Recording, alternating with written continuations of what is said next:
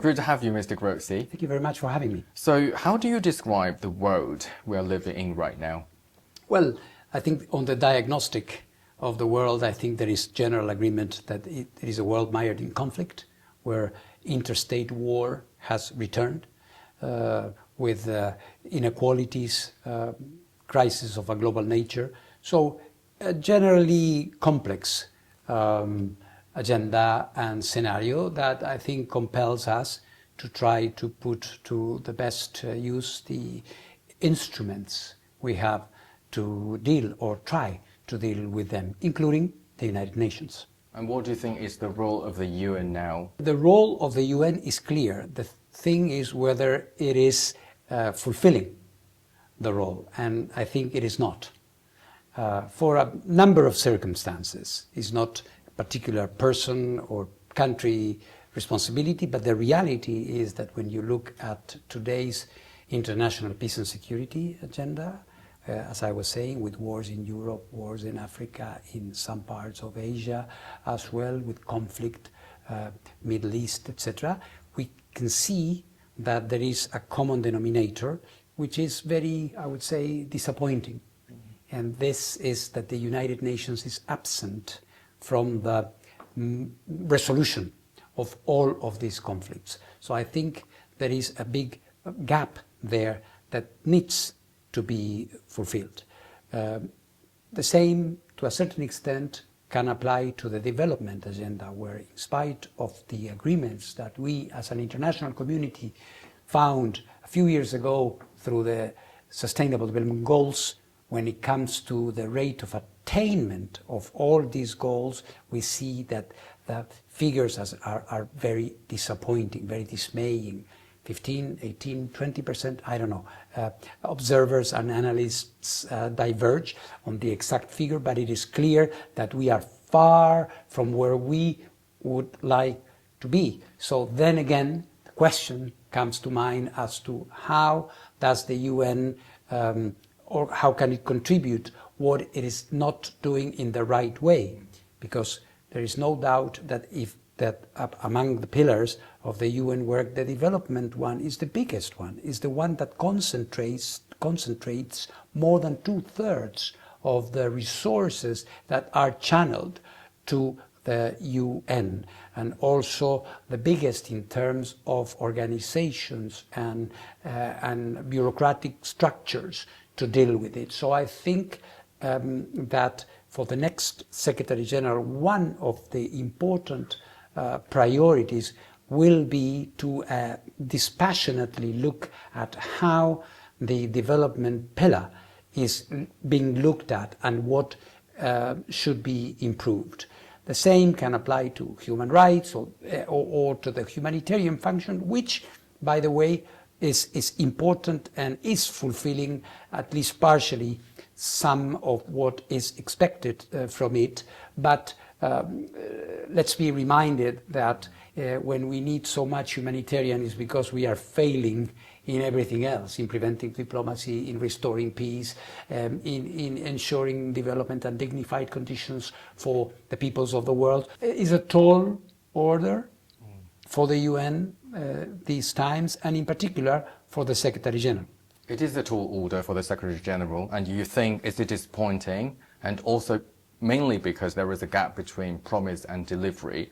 And you said in your campaign message that the UN needs to become more effective and results-driven. If you were the Secretary General, what would be the first reform you would do? Well, there, I would say, instead of, if I can change a word in your question, if you allow me to do that, what would be the first thing that you would do? Not reform. Reform is indispensable. You don't want anything too drastic? Perhaps what is drastically needed is the involvement of the Secretary General and the contribution of the Secretary General in the pursuit of international peace and security.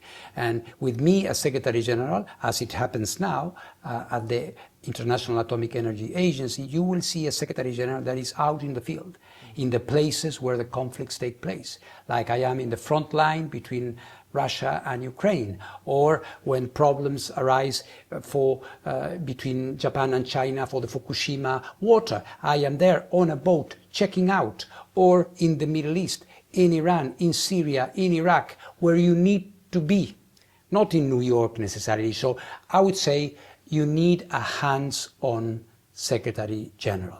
And I also want to talk about multilateralism with you. Do you think we have entered an era where power outweighs international law? That is not new. That is not new. When you look... But do you think it's getting worse? It may be getting worse. It may be getting worse. In any case, it's something that needs to be addressed. I don't know if we take a metric, whether now it's worse than in 1960 or 1959, or, you know, the reality is that power politics have always existed. That is very clear.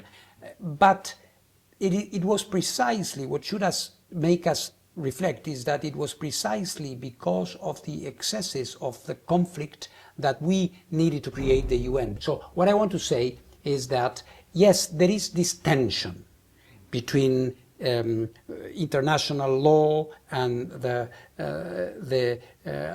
some people like to talk about a world rules and order in this sense, and others don't like this expression, but in whatever expression they embody this tension between might and right. And this, in my opinion, is our challenge. The tension will always exist. The thing is whether in the UN we will have an instrument that will be able to mitigate conflict and to work towards a world not in total peace, perhaps, but in a better place. You remember this quotation that is often cited from one famous Secretary General that said that the United Nations has not been created to take us to heaven, but maybe better to prevent us to falling to hell.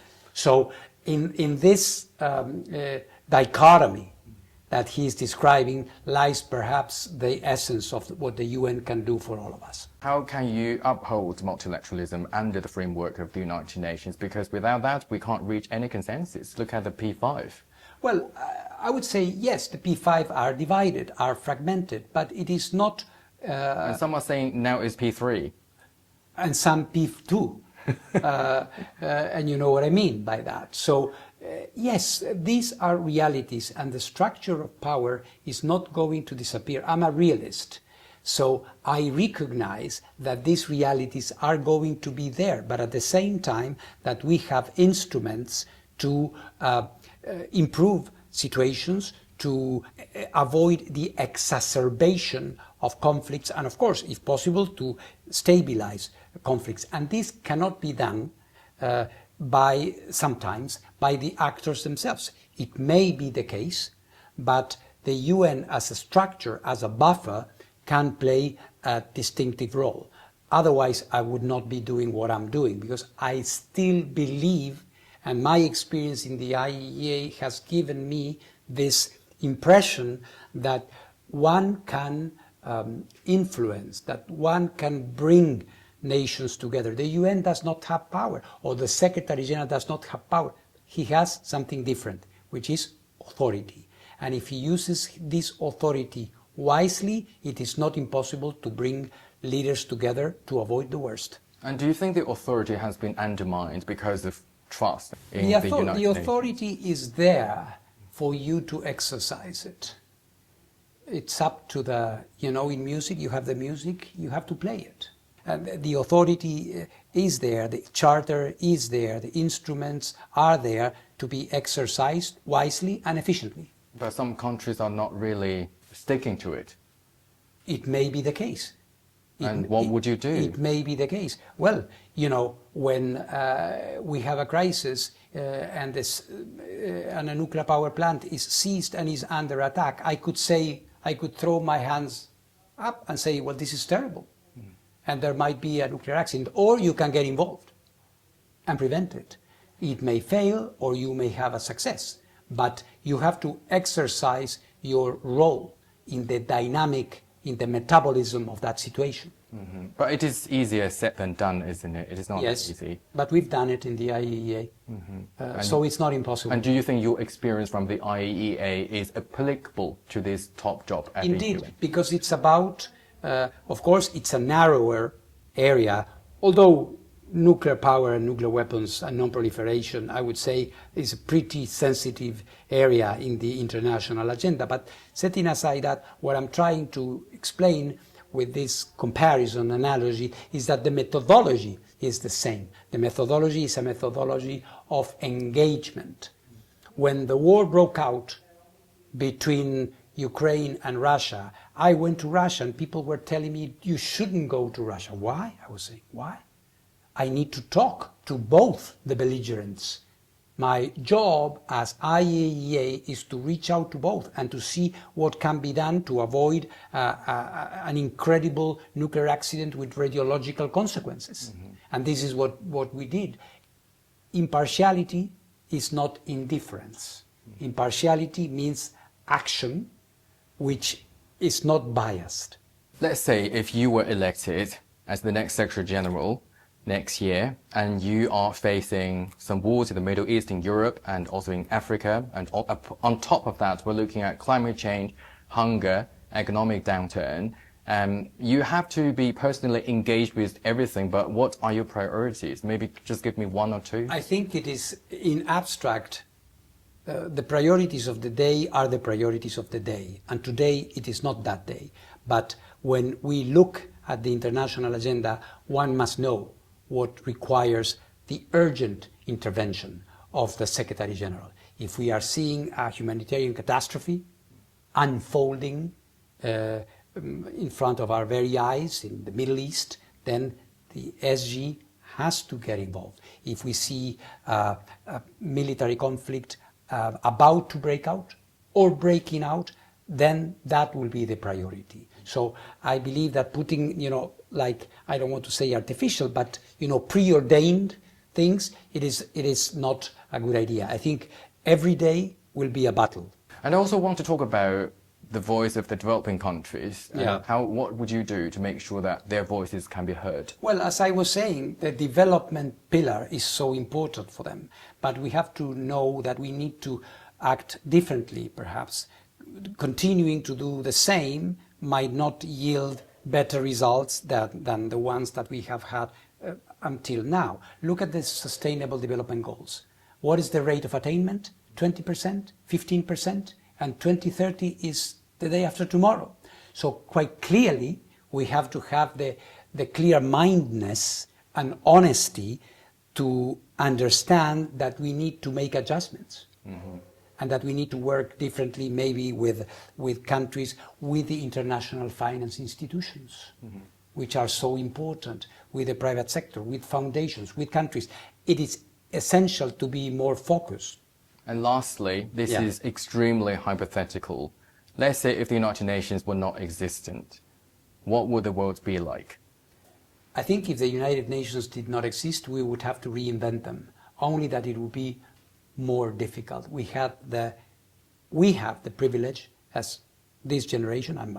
You're much younger than me, but we are sharing the planet at the same time. And I would say that we are lucky to have inherited this institution, but the institution is in trouble. So we better do something about it now. Thank you very much. Thank you. It was a pleasure.